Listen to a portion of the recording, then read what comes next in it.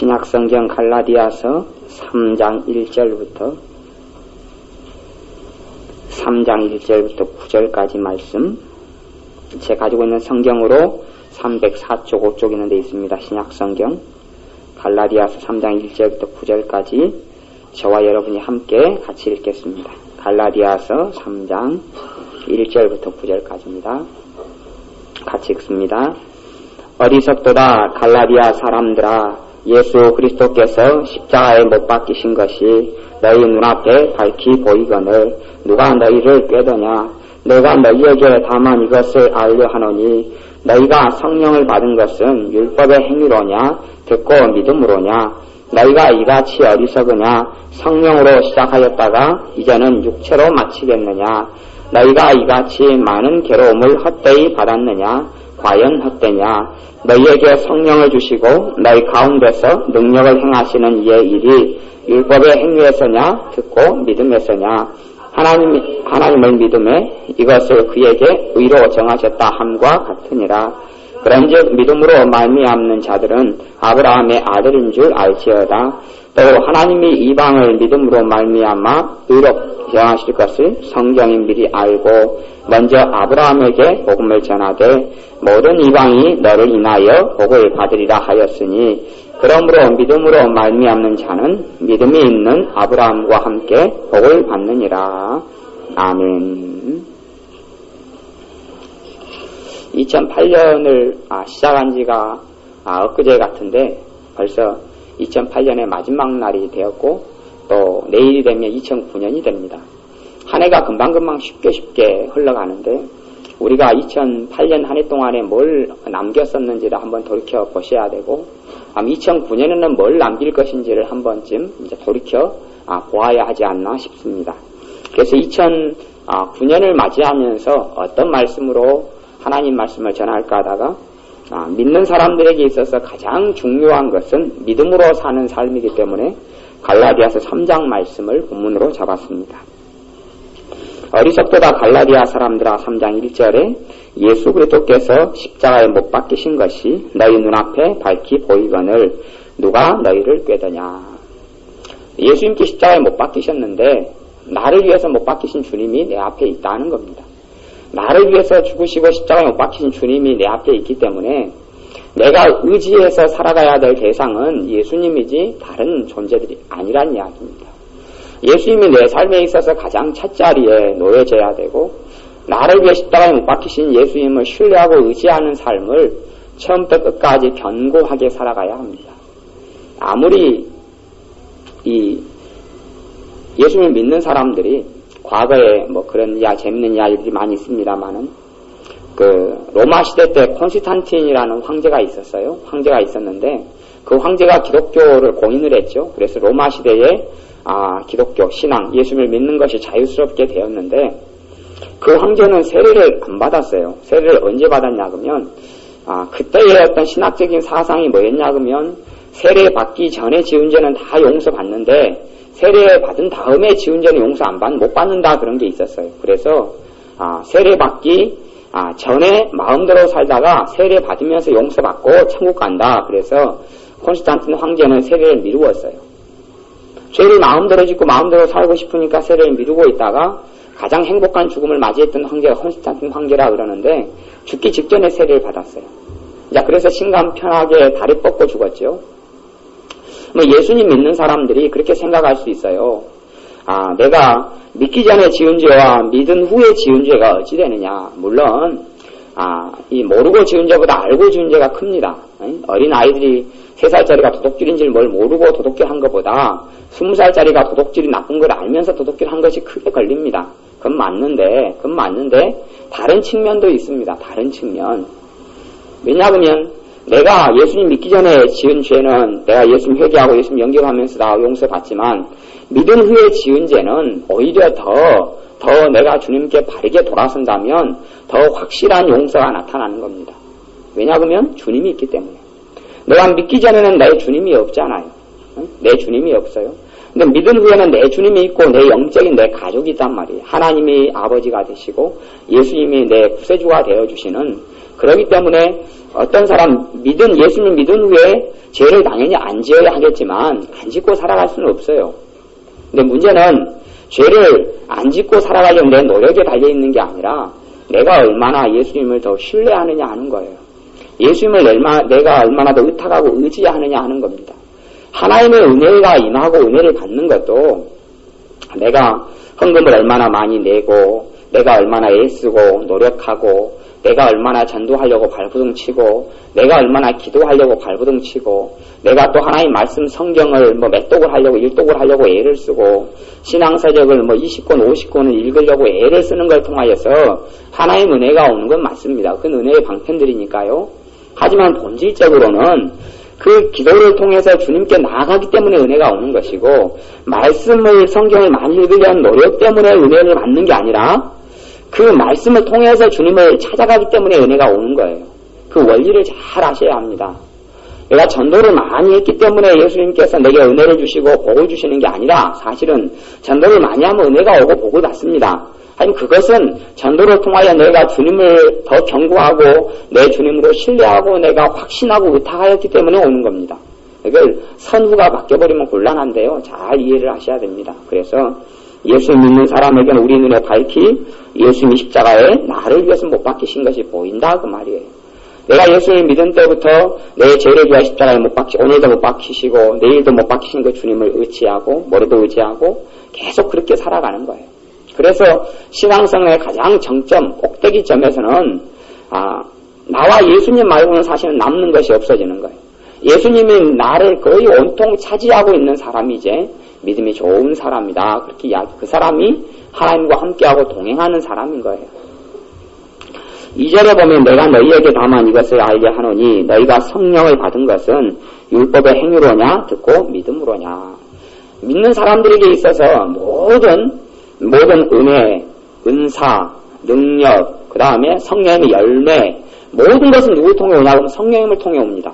예수를 믿는 사람들이 누리는 모든 것은 성령 하나님을 통해서 옵니다. 성령님께서 크게 주시는 것이 두 개가 있어요. 하나는 성령님의 은사들이 있어요. 은사들. 그 다음에 성령님의 열매들이 있어요. 열매들. 은사들이 있고 열매들이 있어요. 둘 중에 어느 하나에 치우쳐서는 안 되고 둘 다 똑같이 중요해요. 똑같이 중요해요.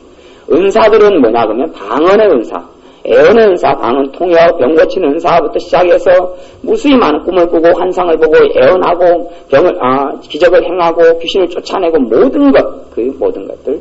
그 다음에 성령님의 열매는 사랑 있는 삶을 살고, 편안한, 평강한 삶을 살고, 화평이 있는 삶을 살고, 기쁨이 있는 삶을 살고, 기쁨이 내 안에서, 가정에서 맺히는 거고, 그 다음에 양선, 내가 착해지는 거예요. 더 착해져요.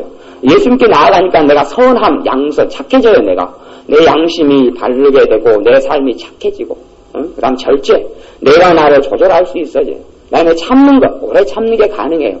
막 그냥 악심을 품고 참는 게 아니라 여유롭게 참는 거, 여유롭게 인내하는 게 가능해지고 이러한 성령님께 주시는 열매와 은사 두 가지가 같이 있는데 이 두 가지가 다 공이 중요해요.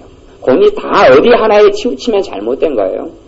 은사주의 운동이 많이 있었을 때는 성령 열매들에는 무시했고 은사들에 치우치고 또 은사를 인정하지 않는 교회들은 또 열매에 치우치고 은사는 별로 아니다. 사랑이 최고다. 사랑은 열매 중에 하나죠. 열매 중인데 사랑이 최고니까 은사는 필요 없다. 이것도 다 잘못된 거고 둘 다 중요해요. 그리고 예수 믿는 사람들이 열매로 살고 은사로 살아요. 두 가지로 같이 살아요. 그래서 예수 믿는 사람 가운데 사랑이 풍성해지는 거 성령님이 하시는 거예요. 근데 이 성령님이 우리에게 찾아오시고 역사하셔서 내 마음이 사랑이 충만해지고 자식에 대한 사랑이 충만해지고 하나님의 사랑이 느껴지고 성령님이 해주시는 거예요. 그러니까 이것은 어떻게 이걸 받고 얻을 수 있느냐 그러면 갈라디아 3장 2절 말씀에 뭘 통해서 그렇다 그럽니까? 듣고 믿음으로 그렇다 그럽니다. 듣고 믿음으로. 우리가 오늘 성령님이 우리 안에 오셔서 사랑으로 오시는 것, 내 안에 근심을 거둬가시는 평강으로 나에게 찾아오시는 것, 뭘로 통해서요? 믿음으로 그렇다냐. 믿음으로. 어떤 믿음이냐 그러면 예수님을 신뢰하는 믿음이에요. 신뢰하는 믿음. 내 지혜, 내 지식, 내가 열심히 1년 동안 기도해 왔는 것, 아니면 내가 하루에 1시간씩 기도해 왔으니까 주님 이걸 보셔서 은혜를 주셔야 합니다. 이런 거 말고 그런 건 다 없어도 사실은 괜찮아요. 있으면 있을수록 좋습니다. 참으로 참 믿음의 사람은 있어집니다. 주님과의 시간을 계속 가지게 됩니다만은 하나님의 은혜를 받는 원천적인 것은 내가 예수님을 신뢰하는 거예요. 내 자랑을 의지하거나 내 업적을 의지하거나 내가 얼마나 학벌이 있느냐, 내가 얼마나 헌금을 많이 했느냐 의지하는 게 아니고 예수님을 얼마나 신뢰하고 의지하느냐에 따라서 성령님께서 어떻게 역사하시느냐 결정됩니다. 응? 내가 아이들 집에서 주부로서 빨래를 해줄 때도 내 힘을 의지하고 빨래를 할 수도 있고 주님 의지하고 빨래할 수도 있어요. 주님 의지하고 빨래하면요 신경질 나게 그냥 막 두들고 막 이렇게 하다가 마음의 기쁨이 차오르기 시작하죠. 응? 빨래하는 게 신나죠. 아이들 또 남편 밥상을 차려주는데도 아이고 내가 이 가정부 같은 일을 언제까지 해야 되느냐 그리고 하다가 그것을 주님을 의지함으로 해요. 내 힘으로 밥을 차려주지 않고 주님을 의지함으로 하면 성령님께서 오셔서 야 이게 자식들 밥 차려주는 게 재밌고 기쁜 일이다 이렇게 된단 말이에요. 성령님이 열매로 함께 해주시는 거예요. 뭐 때문에요? 의지함으로. 내가 얼마나 바른 삶을 살았느냐, 내가 얼마나 깨끗한 삶을 살았느냐 이것도 중요한데 정말 중요한 것은 내 의를 의지하지 아니하고 예수님 의지하는 거예요. 처음부터 끝까지 신실하게 예수님 의지하고 살아나가는 삶이 우리에게는 그 무엇과도 비교할 수 없이 가장 중요한 거예요. 예수님을 내가 한 번 의지하면 의지함에 따라서 그 열매를 거둘 것이고 내가 예수님을 2번 의지하면 그것만큼 열매를 거두어요. 여러분의 얼마나 2009년도 한 해 동안의 하나님의 정말 신령한 복과 은혜 속에 여러분의 삶에 들어가느냐 하는 것은 얼마나 예수님을 내년 한 해 동안에 얼마나 의지하느냐 하는 겁니다. 사람을 만나는 직업을 가진 사람들도 사람을 만날 때에 주님 의지하고 사람 만나는 거예요. 주님 의지하고. 주님, 내 지혜로 얼마든지 지금까지 살아왔잖아요. 내 지혜로 얼마든지 인간관계 맺어왔잖아요. 내 지혜로 얼마든지 부부관계 맺어왔고 부모 자식 간의 관계 맺어왔잖아요. 그런데 거기서 이제 한 걸음 나아가서 믿고 듣고 믿음으로냐 그 말은 예수님에 대해서 내가 듣고 예수님에 대해서 내가 믿는단 말이에요. 신뢰한단 말이에요. 신뢰한다. 인간관계를 맺는 데 있어서 예수님을 신뢰하는 거예요. 예수님을 신뢰하는 거예요. 예수님을 의지하는 것, 예수님을 의뢰하는 것 그렇게 나아갈 때에 주님께서 사람 마음을 감동하시는 거예요. 내가 그 전에 열매를 하나 얻었으면 성령께 역사하시면 열매가 5개, 10개 응? 그렇게 맺히는 거예요. 우리의 삶에 너희에게 30배, 60배, 100배의 결실을 주겠다고 약속하셨잖아. 하나는 밀이 떨어져서 땅에 떨어져 죽으면 30배, 60배, 100배의 결실을 맺는다고 이야기해요. 하나는 밀은 우리를 이야기하고 땅에 떨어져 죽었다 그 말은 무슨 말이냐 그러면 나를 의지하던 것에서 주님 의지로 바꿨다 그 말이에요. 내가 나를 의지하던 것에서 주님 의지하는 걸 바꿨다 그 말. 내가 평상시에 할 수 있는 것도 내 힘으로 하면 그거에서 하나님의 나라 천국이 이루어지질 않아요. 그냥 사는 거예요. 못 죽어서 살거나 뭐 특별한 게 없이 뭐 그저 그렇게 계속 살아가는 건데 내가 그렇게 살아가는 것에서 그 부분에서 주님을 의지하면 그때는 주님으로부터 내게 생명이 들어와요. 성령의 열매들이 들어오기 시작해요. 사랑이 들어오고 희락이 들어오고 화평이 들어오고 오래 참음이 들어오고 양성이 들어오고 충성이 들어오고 오래 참음이 들어오고 절제가 들어오고 하나님의 열매들이 내게 성령의 열매들이 내게 들어와서 맺혀지기 시작해요. 그래서 주님 앞에 점점점 나아가게 되는 거예요. 3절에는 너희가 이같이 어리석으냐 성령으로 시작하였다가 이제는 육체로 마치겠느냐. 성령으로 시작하였다 그 말은 내가 예수님을 의지하니까 누가 내게 내 능력이 되어줍니까? 성령님이 내 능력이 돼. 내가 예수님을 의지하니까 성령님이 내 능력이 되고 내 지팡이가 되고 내게 내 마음에 하나님의 평강으로 함께 하시는 분이 되어주셔요. 그렇게 성령으로 시작하다가 이제는 자기 육체를 의지하는 삶을 살아가는 거예요. 자기를 의지하고 의뢰하고 살아가는 삶을 사는 믿는 사람들. 이때 갈라디아 교회나 하나님의 자녀들.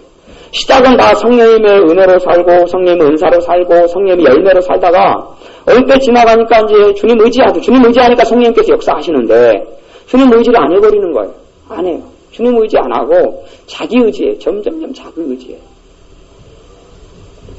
자기를 의지하는 것은 함정에 빠집니다. 그것이 아무리 자기가 모범생이고 아니면 선비 같은 어떤 인격을 갖춘 사람이든지 간에 자기를 의지하는 사람은 무조건 함정에 다 빠지게 됩니다.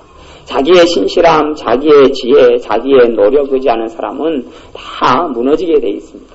그런데 예수님을 2009년에는 더 성령으로 시작하고 계속 나아갈 때 누구로 나아갑니까? 성령으로 나아가는 거예요. 1월달도 성령으로 살고 왜? 예수님을 의지하니까 성령님께서 역사해 주시는 거예요. 예수님을 의지하지 않으면 성령님 역사 안 합니다. 예수님을 의지하지 않으면 성령님 역사하지 않아요. 사도 바울이 내게는 그리스도의 십자가 외에는 자랑할 게 없다. 예수님의 십자가를 자랑한다. 그 말은 뭘 의지한다고요? 자기가 아니라 예수님의 십자가 의지한다는 이야기입니다. 십자가 의지한다. 예수님이 십자가는 뭐냐 그러면 나를 위해 예수님께서 해주신 공로를 의지한다. 그 말이에요. 나를 위해 예수님이 해주신 것이 십자가예요. 내 죄를 짊어져 준 것, 내 눈물을 닦아준 것, 내 죄의 짐을 짊어져 준 것, 그걸 의지하는 거예요. 그걸 의지하기 때문에 성령님께서 견고하게 우리의 안과 밖에서 역사하시는 거예요. 여러분이 하나님의 은혜를 얼마나 받고 또 제가 얼마나 받고 살아가느냐는 여러분이 예수님의 의지를 얼마나 하느냐고 같은 말이에요. 예수님의 의지를 얼마나 하느냐고 같은 말이에요. 믿는다 그 말은 믿음은 의지하고 같은 말이에요. 의지, 의뢰. 기댄다 그 말이죠. 저 벽에다가 여러분이 등을 기대면 저 벽은 안 넘어가고 그대로 서 있습니다. 그러듯이 내가 예수님에 대해서 듣고 그분에 대해서 내가 얼마나 기댈 수 있느냐 하는 거예요. 그냥 내가 전폭적으로 100% 다 기대느냐? 아니면 10개 중에서 1개만 기대고 9개는 내 힘으로 살아가느냐? 그것도 기대는 것도 다른 차원이 있어요. 내가 기도 제목 10가지를 가지고 있어서 주님 10개 다 도와주세요. 이거 해결해주세요. 이런 것은 사실은 깊이 들어가면 기대는 게 아닌 것이 많습니다. 기대는 게 아닌 게 많아요. 왜냐하면 내 뜻과 내가 기도 제목과 내 삶의 방향을 정해놓고 누구한테 도와달라는 겁니까? 주님한테 도와달라는 거예요. 도와주세요. 이거 해주세요. 그건 기대는 게 아니고 예수님한테 나를 메시다바리가 되어달라는 거죠. 내가 내 삶의 방향이나 내가 기도 제목들을 내가 가지는 게 아니고 주님 앞에서 주님이 가지신 비전과 꿈과 주님이 가지신 기도 제목들을 내가 옮겨지어야 돼요. 그걸 가지고 주님을 의탁하고 의지하는 거예요.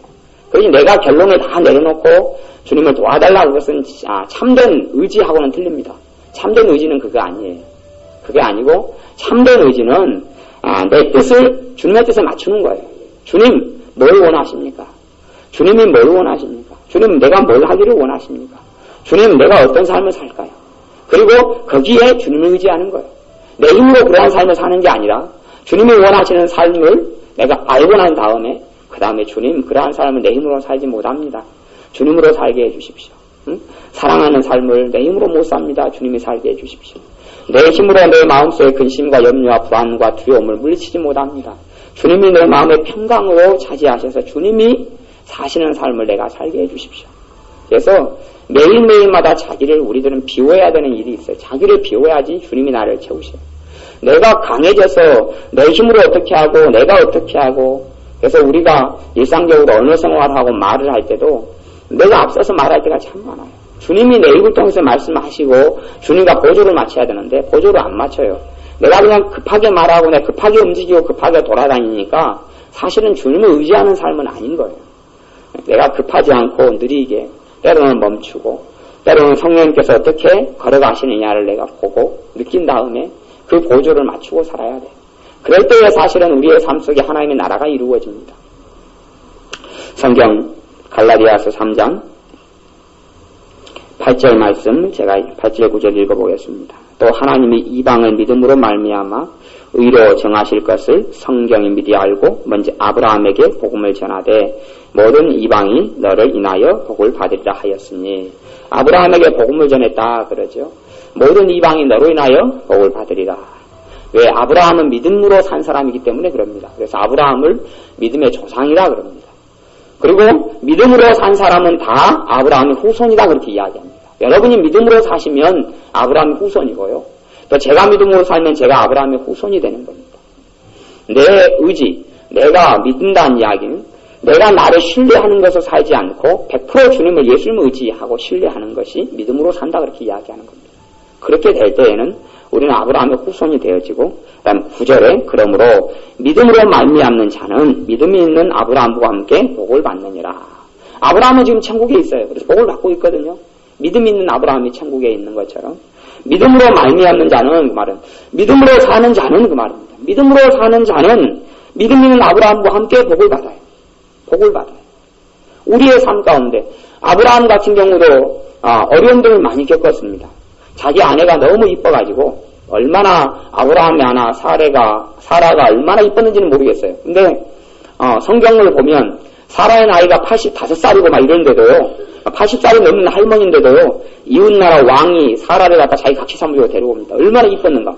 꼬부랑 할머니, 80 넘은 할머니가 이쁘다, 얼마나 이쁘간데 내가 한절 그걸 갖다가 당신네 누이라 해서 그러고 데리고 올 정도입니다. 데리고 와서 이 이웃나라 왕이 아브라함의 아내를 뺏어가지고 데리고 잘려니까 하나님이 관여하는 겁니다. 그게 복을 받는다 그 말이에요. 복을 받는다는 이야기는 하나님이 그 사람을 그렇게 놔두지 않는다는 이야기. 아내 뺏기고 정처없이 떠돌게 안 놔두는 거예요. 그리고 거꾸로 아내를 한 2번 뺏긴 다음에 돈을 갖다가 그냥 거머쥐고 나오게 합니다. 그 사람이 하나님께 심판 안 받으려고. 왜? 하나님의 사람을 자기가 건드렸으니까. 그러니까 제발 나를 위해서 기도해주라. 하나님께 나를 심판하지 않도록. 그리고 봐봐, 너 아내한테 내가 제대로 손끝 하나 안 댔다. 데리고 와라. 그리고 금은 폐물을 다 안겨주고 재물을 안겨줘서 보냅니다. 그게 복을 받는다 그 말이에요. 내 삶 가운데 내가 구하지 않고 내가 걸어가는 어려움들이 생기긴 하지만 아브라함도 그 어려움이 생겼잖아요. 안 생기는 삶은 이 땅의 세상의 삶이 아니에요. 생겨요. 생기는데 믿음 있는 아브라함은 어떠냐? 하나님을 관여하시는 거예요. 그 삶에. 그 삶을 관여하셔서 그를 도우시는 거예요. 그의 그 절망에서 하나님이 직접적으로 개입하셔서 그 어려움을 건져내시는 거예요. 이것이 복을 받는다는 거예요. 우리가 내세에 이 땅을 마친 다음에 하나님 나라에 가서도 복을 받지만 내가 정말 믿음으로 사는 사람은 하나님이 내 삶을 관여해 주세요. 심판자로가 아니라 구원자로. 예수님이 내 삶을 관여해. 날 괴롭히려고가 아니에요. 나를 괴롭히려고가 아니라 왜? 십자가에 못 박히신 예수가 너희 앞에 계시다 그렇게 이야기하잖아요. 십자가에 못 박히신 우리 주님이 내 앞에 있다는 이야기는 주님이 나를 괴롭히려고 십자가에 못 박혔습니까? 나를 저주하려고 십자가에 못 박혔습니까? 그게 아니란 말이에요. 예수님이 나의 모든 짐을 짊어지면서 십자가에 못 박혀 죽으신 거예요. 예수님이 내 모든 죄를 짊어지면서 죽으시는 거예요. 그 주님이 내 앞에 있는 거예요. 여러분 앞에 그 주님이 있는 거예요. 그러니 사실은 하나님의 자녀들은 믿음을 통해서 하나님의 복을 받고 살아야 합니다. 복을 받고 살아야 해요. 당연히 하나님이 여러분의 아버지이기 때문에 하나님의 자녀들이 복을 안 받고 살아가는 건 이상이 있는 거예요. 그 복이라는 것이 세상에서 말하는 그런 복하고 좀 차이가 있기도 하지만 왜냐 그러면 세상에서 말하는 복은 그렇잖아요. 뭐 지혜가 그랬다든가 너 신랑감을 뭘로 할래 그랬더니 일단은 하나님을 잘 믿고요. 그까지 이제 100점 합격이고 그 다음 잘생기고요. 그 다음에 돈도 많이 벌고요. 아주 성격도 좋고요. 그렇게 결혼한다고 했던가요? 하여튼 아주 그 눈이 건전하고 높아요. 그러면 세상적으로는 복 받는 게 뭐냐 그러면 돈을 많이 벌어야 되고요. 좋은 직장을 가져야 되고요. 그 다음에 큰 재산을 모아야 되고요. 그 다음 사람들에게 큰 명예를 얻어야 되는 게 세상적으로 복 받는 거예요. 그러면 우리가 큰 돈을 가지게 됐을 때 하나님이 주시는 복의 기준은 그렇습니다. 내가 큰 돈을 가졌을 때에 내가 정상적인 삶이 살아갈 수 있느냐 그걸 보시는 겁니다. 내게 큰 돈을 하나님이 주셨을 때 내가 감당할 수 있느냐 그걸 보시는 거예요. 내게 큰 권력을 주셨을 때 내가 감당할 수 있느냐 그러는 거예요. 제가 옛날에 전두환 그 전 대통령을 욕을 많이 했습니다. 욕을 그냥 그 광주 뭐 사태부터 시작해서 욕을 많이 했더니 94년인가 5년에 성령님께서 저한테 그러시는 거예요. 성령님께서 너가 그 사람과 같은 자리에 너가 서 있었으면 너는 안 그럴 줄 아느냐 그러는 거예요. 너가 그 사람의 그 위치와 권력을 너가 차지하고 그걸 안 뺏기려면 너는 안 그랬을 것 같으냐 그러는 거예요. 그래서 제가 그때부터 회개하고 전두환 전 대통령을 욕을 안 했습니다. 우리가 하나님께서 우리에게 하나님의 복으로 싸매주고 있으니까 그렇지. 뭐 정말 세상을 악하게 살아가는 사람들과 같은 처지에 우리가 놓여진다면 우리는 그렇게 악하게 변하지 않는다는 보장을 할 수가 없습니다. 내게 맞는 자리가 있어요. 내게 맞는 자리. 그 로또 복권 30억 또 20몇억 당첨돼가지고 요즘엔 이제 또 아주 당첨이 많이 되니까 뭐 10몇억 이러지만 대부분의 사람들이 자기 가정이나 자기 인생이 다 무너져버리고 맙니다. 다 무너져버려요. 거의 99.99%가 그럽니다. 왜 그러냐 그러면 그 사람이 아마 정주영 회장님 같은 경우가 됐으면 30억 들어와도 껌값이겠죠. 그죠? 껌값이죠. 그 양반은 돈이 뭐 수천억 원이 있고 뭐 수조 대니까 30억 있으나 없으나 껌값이잖아요. 근데 우리 같은 보통 사람에게 30억이 주어지면 우리 수준으로는 감당이 안 되는 거예요. 그래서 하나님께서는 내가 지경을 넓혀가기를 원하는 거예요. 내가 지경을 넓혀가는 거지 한꺼번에 넓은 지경을 주지 않아요. 내가 감당을 못하기 때문에 그래요. 하나님의 복이 임해도 내가 지경을 넓혀가고 내가 주님을 의지하고 신뢰하는 걸 넓혀감에 따라 하나님의 복이 점점점 와요. 한 걸음 한 걸음 단계적으로 오는 거예요. 하나님의 복은 그렇습니다. 세상의 복은 그냥 하루에 동백락이 떨어지고 30억 로또가 당첨되는 게 세상의 복이지만 하나님의 복을 받는 사람들은 순차적이에요. 그러면서 내가 준비돼. 그것이 나를 넘어뜨리지 않도록, 그 축복이 나로 하여금 하나님께 등지지 않도록, 예수님을 의지하는 것을 떠나지 아니하도록 나를 준비시키고 돈이 나를 멀리하지 않도록 준비시켜요. 그리고 우리가 너희는 하나님과 재물을 겸하여 섬기지 못하느냐 하는 말씀처럼 돈이 너에게 많이 들어와가지고 내가 하나님 대신에 돈을 선택해버려서 영원한 하나님의 심판을 받을 것 같으면 우리에게는 돈을 그렇게 많이 안 줍니다. 그냥 생활할 정도만 주시는 게 하나님의 진짜 100% 복이에요. 그렇게 해서 그걸로 살고 그러면서 돈 대신에 주님을 더 의지하고 살다가 이 땅을 마칠 때에 하나님 앞에서 자랑해야 할 게 있고 영광이 있고 받을 게 있게 하시는 거예요. 아브라함과 함께 내년에는 내게 맞는 복들을 받아야 합니다. 또 내 그릇들을 넓히셔야 합니다. 여러분의 복을 받을 그릇들이 넓어가면서 하나님의 복은 오는 거예요. 그릇이 그러잖아요. 큰 그릇은 물이 많이 담기고 작은 그릇은 적게 담겨요. 내가 내 그릇 안에 내가 얼마나 내 그릇에 채울 수 있느냐에 따라서 내 그릇에 얼마나 그릇이 크기에 따라서 종지기는 종지기만큼이고 밥그릇은 밥그릇만큼이고 대야는 대야만큼이에요. 그러듯이 우리가 주님을 신뢰하는 것을 대야만큼 한다 그러면 대야 같은 삶을 살게 됩니다. 내가 예수님 신뢰하고 의지하고 예수님의 십자가를 붙들고 살아나가는 종지기처럼 한다면 나는 종지기 같은 삶밖에는 살지 못합니다.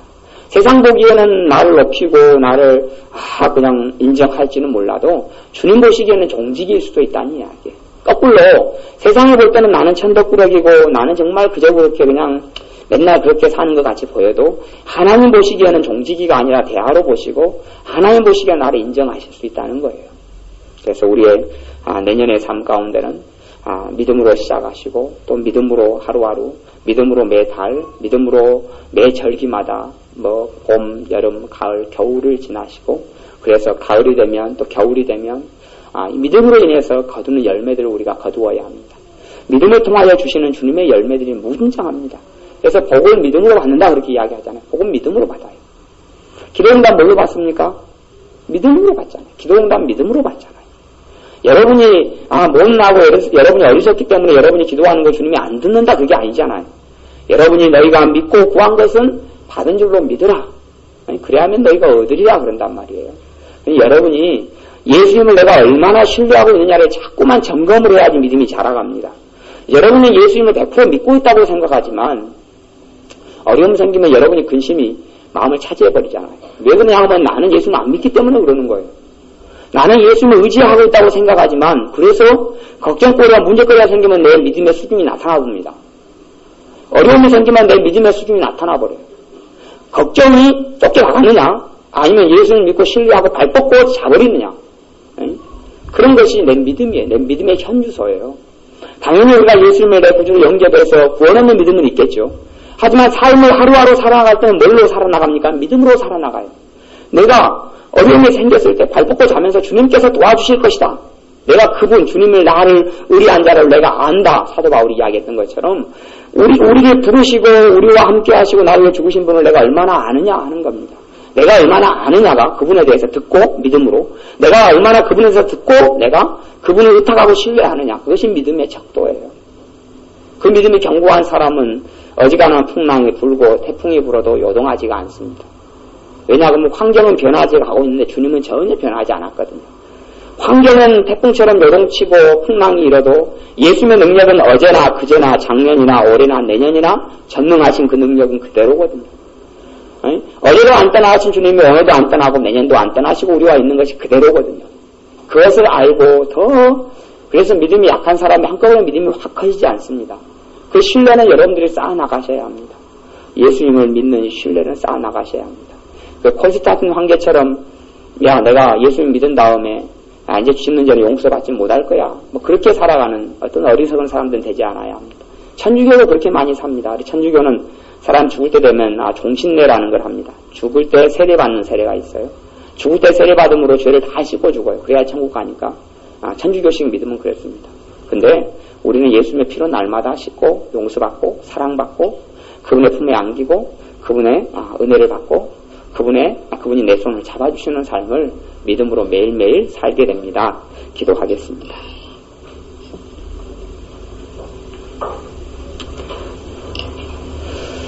날마다 우리가 믿음으로 살게 하여 주옵소서. 내 지위나 능력이나 재산 의지하거나 사람 의지하는 것이 아니라 주님을, 나를 위해 죽으신 주님을 날마다 신뢰하고 그리하여서 태풍이나 풍랑 속에서도 흔들리지 않는 믿음의 사람들이 바로 우리가 되게 하여 주옵소서. 우리의 지경을 2009년은 넓혀 주옵소서. 내 입을 넓게 열라 내가 채우리라 말씀하신 대로 우리의 지경을 넓혀 주옵소서. 우리가 발로 밟는 것들이 다 우리에게 준 축복의 땅들이 되게 하여 주옵소서. 예수님의 이름으로 기도하옵나이다. 아멘.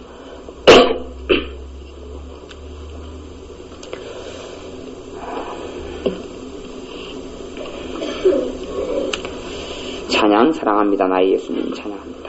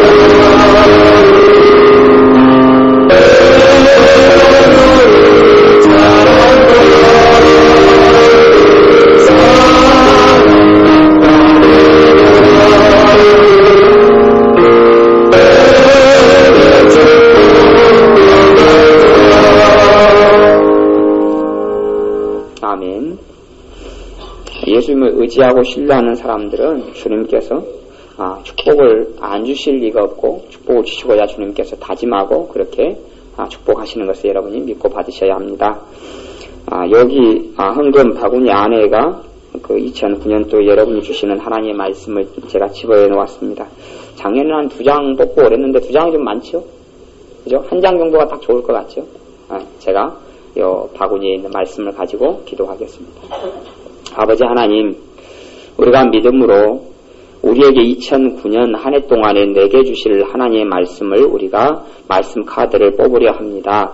내 손을 성령님께서 주관하시고 인도하셔서 주님께서 내게 적합한 말씀들을 내가 뽑을 수 있도록 축복하시고 말씀을 붙잡고 한 해를 살아나갈 때에 말씀을 통하여서 30배, 60배, 100배의 아름다운 결실들이 있게 하여 주옵소서. 예수님의 이름으로 기도하옵나이다. 아멘. 일단 이제 먼저 나오신 분들이